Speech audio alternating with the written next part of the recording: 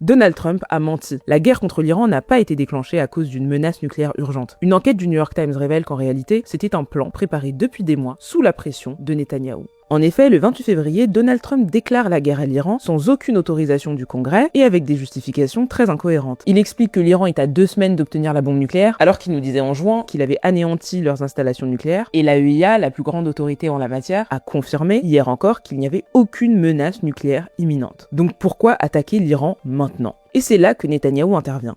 Depuis des années, Israël considère l'Iran comme une menace existentielle, que Netanyahou s'est toujours engagé à supprimer, surtout depuis le 7 octobre. Et ces derniers mois, avec les élections israéliennes qui approchent et les sondages qui le donnent perdant, la pression est montée d'un cran pour Netanyahou qui ne voyait plus qu'une solution, tuer le chef d'État iranien, le guide suprême, Ali Khamenei. Et dans une enquête explosive du New York Times, on révèle qu'alors que Trump était en négociation diplomatique avec l'Iran, Netanyahou faisait pression depuis des mois pour qu'il élimine le régime iranien. Le 11 février, il est venu à Washington pour, je cite, maintenir le président américain sur la voie de la guerre. Et pendant que l'Iran pensait négocier avec les Américains et même trouver un accord de paix, Trump et Netanyahou se sont mis d'accord pour attaquer l'Iran et tuer Ali Khamenei.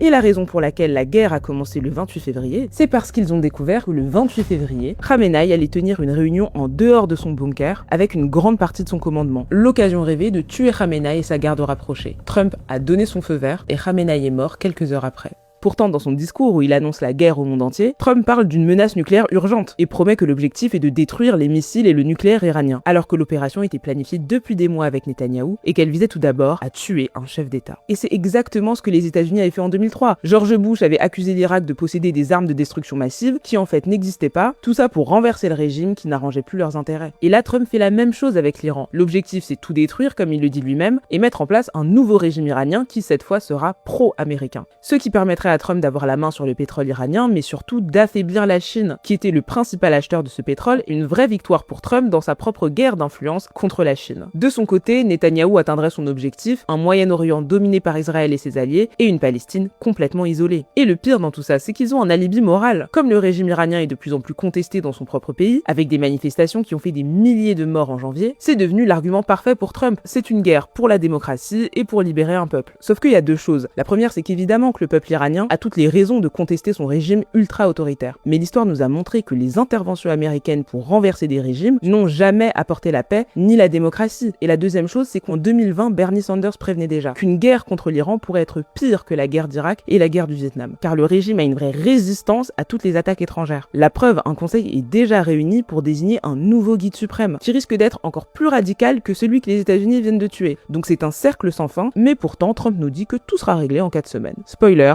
il